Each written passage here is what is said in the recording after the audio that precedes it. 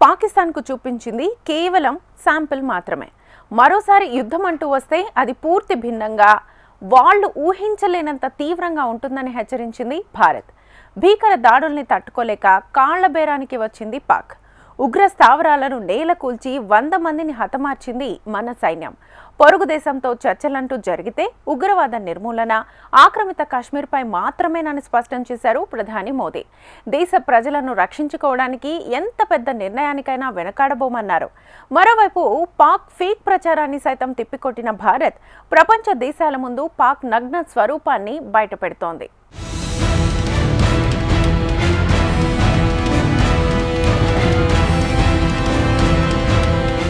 Operation Sindoor పేరుతో ఉగ్ర ముఠాలకు అండగా ఉంటూ సీమాంతర ఉగ్రవాదాన్ని ప్రోత్సహిస్తున్న పాకిస్తాన్కు భారత్ గట్టిగా బుద్ధి చెప్పింది. ఉగ్ర స్థావరాలు, సైనిక పోస్టులు, ఎయిర్ బేస్లపై అటాక్ చేసి ధ్వంసం చేసి ముచ్చెముటలు పట్టించింది. యుద్ధం కోరుకున్న పాక్కు భారత్ పేరు చెప్తే భయపడేలా చేశాయి మన త్రివిధ దళాలు. లష్కరే తోయిబా, జైషే మహమ్మద్, హిజుల్ ముజాహిద్దీన్కి చెందిన 9 స్థావరాలు నామరూపాలు లేకుండా పోయాయి. ఉగ్రవాదుల ఇళ్లలో దూరి మరీ బుద్ధి చెప్తామని హెచ్చరించినట్టుగానే పాక్తో పాటు పాక్ ఆక్రమిత కశ్మీర్లో సైన్యం చేసిన దాడుల్లో 100 మందికి పైగా ఉగ్రవాదులు హతమయ్యారు. వారిలో అత్యంత కరడుగట్టిన ఉగ్రవాదులు ఉన్నారు. ఉగ్రవాదులు ఎక్కడ నక్కినా చావు దెబ్బ కొట్టగలమని సైన్యం నిరూపించింది. ఉగ్రవాదులను వారి సొంత దేశంలోనే మట్టుబెట్టగలమన్న సంగతి ఆపరేషన్ సింధూర్ ద్వారా తేలిపోయింది. ఆపరేషన్ సింధూర్ ద్వారా ప్రపంచం మొత్తం పాకిస్తాన్ వాస్తవ ముఖ చిత్రాన్ని చూసింది.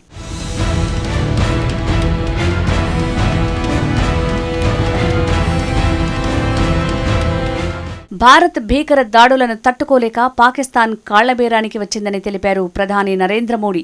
వారి సరిహద్దుల్లో యుద్ధానికి దిగితే మనం వాళ్ల గుండెపైనే కొట్టగలిగామన్నారు. ఆ దేశ ప్రవర్తనను పరిశీలిస్తామని, మున్ముందు ఏమాత్రం తేడా వచ్చినా ఊరుకోబోమని హెచ్చరించారు. పొరుగుదేశం మన పాఠశాలలు, సాధారణ ప్రజల ఇళ్లను లక్ష్యంగా చేసుకుంటే వారి ముఖ్యమైన మౌలిక వసతులు, ఉగ్రవాద స్థావరాలను విధ్వంసం చేసి మన సత్తాను చాటగలిగామని ప్రకటించారు. ఉగ్రవాదుల సౌధాలనే కాదు, వారి నైతిక స్థైర్యాన్ని కూల్చేశామని తెలిపారు. భారత్ దాడులను తట్టుకోలేక పాకిస్తాన్ దిగొచ్చిందన్నారు. ఇప్పుడిస్తున్నది విరామమేనని, వారి వైఖరి చూశాక తదుపరి కార్యాచరణ నిర్ణయిస్తామన్నారు. పహల్గాంలో ఉగ్రవాదులు వికృత క్రూరత్వాన్ని ప్రదర్శించి కుటుంబ సభ్యుల ముందే అమాయక ప్రజలను చంపినందుకు ప్రతీకారంగా పాకిస్తాన్లోని ఉగ్ర సౌధాలను కుప్పకూల్చి 100 మందికి పైగా పేరు మోసిన ఉగ్రవాదులను అంతమొందించినట్లు ప్రకటించారు. ఆ దేశంతో చర్చలంటూ జరిగితే ఉగ్రవాద నిర్మూలన పాక్ ఆక్రమిత కశ్మీర్పై మాత్రమేనని స్పష్టం చేశారు. భారతదేశాన్ని, ప్రజలను రక్షించుకోవటానికి ఎంత పెద్ద నిర్ణయానికైనా వెనకాడబోమని పాక్ తేల్చి చెప్పారు ప్రధాని మోడీ.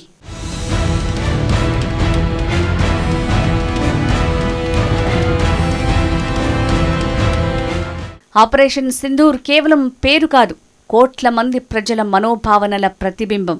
న్యాయం కోసం అఖండ ప్రతిజ్ఞాని తెలిపారు ప్రధాని.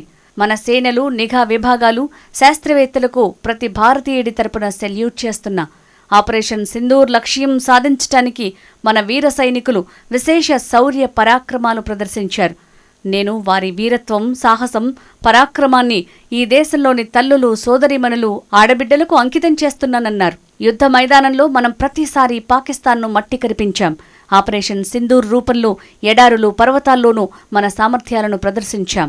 ఈ ఆపరేషన్ ద్వారా భారత్లో తయారీ, ఆయుధాల ప్రామాణికత నిరూపితమైంది. ఈ యుగం యుద్ధానిది కాదు, ఉగ్రవాదులది కాదు. దేశ ప్రజలారా, ఈరోజు బుద్ధ పూర్ణిమ.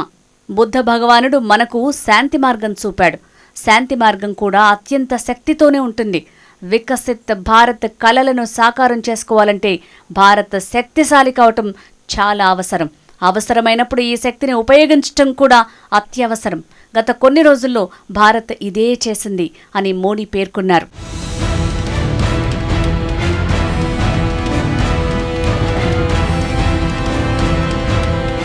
తాజాగా ప్రధాని మోడీ పంజాబ్లోని ఆదంపూర్ ఎయిర్ బేస్ సందర్శించారు. అక్కడ ఉన్న సైనికులతో మాట్లాడారు. పాకిస్తాన్ దాడి చేసేందుకు ప్రయత్నించిన వాటిలో ఆదంపూర్ వైమానిక స్థావరం కూడా ఒకటి. ఆపరేషన్ సింధూర్ను జీర్ణించుకోలేని పాకిస్తాన్ మే 9, 10 తేదీల్లో దాడులకు యత్నించింది. అయితే వాటిని మన సైన్యం సమర్థవంతంగా తిప్పికొట్టింది. ప్రధాని మోడీ వాయుసేన సిబ్బందితో ముచ్చటించి భుజం తట్టారు. ఆపరేషన్ వివరాలను మోడీకి బలగాలు వివరించాయి. గంటన్నరకు పైగా ఆయన అక్కడే గడిపారు. ఆ సమయంలో ఆయన ధరించిన టోపీపై త్రిశూల్ చిత్రం కనిపించింది. వారితో దిగిన చిత్రాలను షేర్ చేశారు. ఈ ఉదయం నేను ఆదంపూర్ ఎయిర్ బేస్కు వెళ్లాను. అక్కడ మన పోరాట యోధులను కలిశాను. ధైర్యం, దృఢ సంకల్పానికి ప్రతిరూపంగా నిలిచే వారితో మాట్లాడటం ఒక ప్రత్యేక అనుభవం.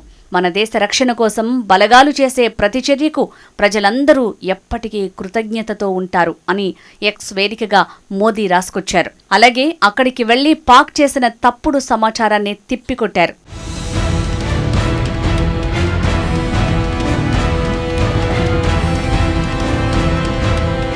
పాకిస్తాన్ ప్రయోగించిన డ్రోన్లు, మానవరహిత విమానాలు, క్షిపణులను మన గగనతల రక్షణ వ్యవస్థ సమర్థంగా అడ్డుకుందని చెప్తున్నారు మన రక్షణ శాఖ అధికారులు.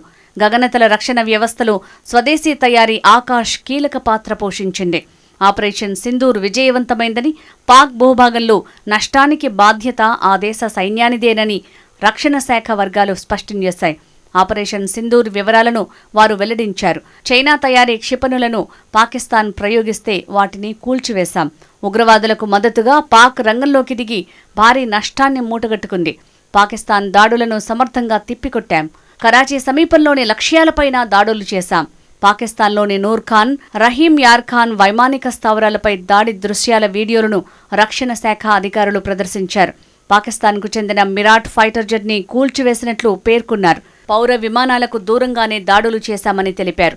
మన సైనిక వ్యవస్థలు, స్థావరాలు నిరంతరం అప్రమత్తంగా పూర్తి స్థాయిలో సన్నద్ధంగా ఉన్నాయి. అవసరమైతే ఎలాంటి ఆపరేషన్లైనా క్షణాల్లో రంగంలోకి దిగిపోతాయి అని ప్రకటించారు. మనం పోరాడింది కేవలం ఉగ్రవాదులతో, కానీ వారికి దన్నుగా పాకిస్తాన్ సైన్యం రంగంలోకి దిగటం శోచనీయం. ఆ దేశాన్ని ఎవరు నియంత్రిస్తున్నారో చెప్పేందుకు ఇంతకంటే మరో ఉదాహరణ అక్కర్లేదు అని డీజీఏఓ భారతి అన్నారు.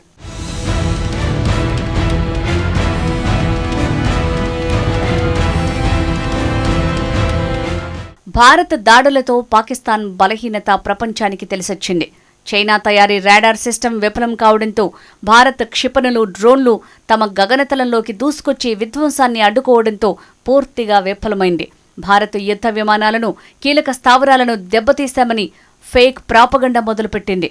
అయితే ఇదంతా అబద్ధమని భారత్ ఆధారాలతో సహా బయటపెట్టింది. భారత్ చేపట్టిన ఆపరేషన్ సింధూర్లో తనకు జరిగిన నష్టాలను పాక్ వెల్లడించింది. 11 మంది సైనికులు మరణించగా మరో 78 మంది తీవ్రంగా గాయపడ్డారని తెలియజేసింది. ఇక పాకిస్తాన్ వాయుసేనకు చెందిన 5 సిబ్బంది మృతి చెందారని, వీరిలో స్క్వాడ్రన్ లీడర్ ఉస్మాన్ యూసఫ్ కూడా ఉన్నట్టు తెలిపింది.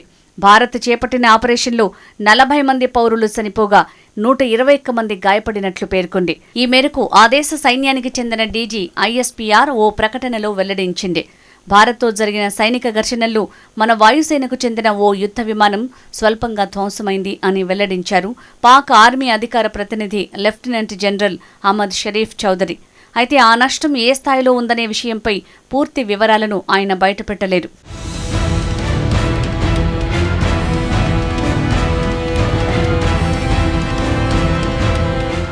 ఎట్టకేలకు ఇరు దేశాల మధ్య కాల్పుల విరమణకు ఒప్పందం జరగడంతో పరిస్థితులు తిరిగి సాధారణ స్థితికి చేరుకుంటున్నాయి. శత్రు దేశాన్ని అన్ని విధాలుగా దెబ్బతీసిన భారత్ ఇప్పుడు పాకిస్తాన్పై ద్వైపాక్షికంగా ఒత్తిడి తెచ్చేందుకు సిద్ధమైంది. ఈ క్రమంలో పలు దేశాల సైనిక రాయబారులకు భారత్ వైఖరి, తాజా పరిణామాలపై ప్రత్యేక బ్రీఫింగ్ ఇస్తోంది. ఇందుకోసమైనా దేశంలో ఉన్న వివిధ దేశాల డిఫెన్స్ అధికారులు, రాయబారుల్ని ఆహ్వానించింది. ఇందులో ఆపరేషన్ సింధూర్కు సంబంధించిన ముఖ్య వివరాలను ఆయా దేశాల ప్రతినిధులతో పంచుకుంటోంది. ఉగ్రవాద నిర్మూలనలో భారత్ వేసిన ముందడుగు, అనంతరం చోటు చేసుకున్న పరిణామాల వివరాలను వారికి అందిస్తోంది. పాక్పై చర్యకు కారణాలు చెప్పి మద్దతు కొనసాగించాలని కోరుతున్నారు. విదేశాంగ మంత్రి జైశంకర్, విదేశాంగ శాఖ కార్యదర్శి విక్రమ్ మిశ్రీ, పలువురు ఉన్నతాధికారులు, రక్షణ శాఖ అధికారులు ఇందులో పాల్గొంటున్నారు. ఇప్పటి కథన రంగంలో చతికిలబడిన పాకిస్తాన్ను ఇప్పుడు దౌత్యపరంగా కూడా కట్టడి చేస్తోంది భారత్.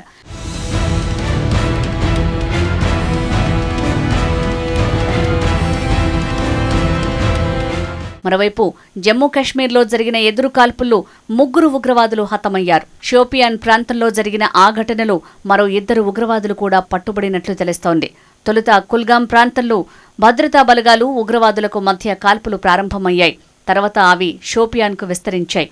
ఉగ్రమూకలను మట్టుబెట్టేందుకు ఆర్మీ, పారామిలిటరీ బలగాలు కొన్ని గంటలుగా ఈ కాల్పులు జరుపుతున్నాయి.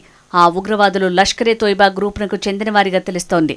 ఏప్రిల్ 22న జరిగిన పహల్గాం దాడిలో పాల్గొన్న నిందితుల గాలింపును మరింత ముమ్మరం చేసింది భారత ఆర్మీ. ఆ దాడికి పాల్పడిన 3 ఉగ్రవాదులను పట్టుకునేందుకు తీవ్రంగా ప్రయత్నిస్తోంది.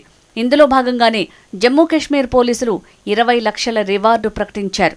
ఆ టెర్రరిస్టుల జాడ తెలిపిన వారికి 20 లక్షల బహుమతి ఇస్తామని వెల్లడించారు. ఈ మేరకు ఉగ్రవాదుల ఫోటోలు ఉన్న పోస్టర్లను జమ్మూతో పాటు కశ్మీర్ లోయలో అతికించారు. టెర్రరిస్టులను పట్టిస్తే రివార్డు ఖాయమని అంటున్నారు. భారత్ పాక్ మధ్య అంతర్జాతీయ సరిహద్దు వెంబడి జమ్మూ కాశ్మీర్లోని సాంబా సమీపంలో రాత్రి డ్రోన్ల కదలికలు కనిపించాయి. ఆపరేషన్ సింధూర్పై ప్రధాని నరేంద్ర మోడీ తొలిసారిగా స్పందించిన కొన్ని గంటల్లోనే ఈ పరిణామం చోటు చేసుకుంది. అటు పంజాబ్లోని జలంధర్లో ఓ నిఘా డ్రోన్ను కూల్చివేసినట్లు సైనిక బలగాలు ప్రకటించాయి. శకలాల సమీపానికి ఎవరూ వెళ్లొద్దని అప్రమత్తం చేశాయి.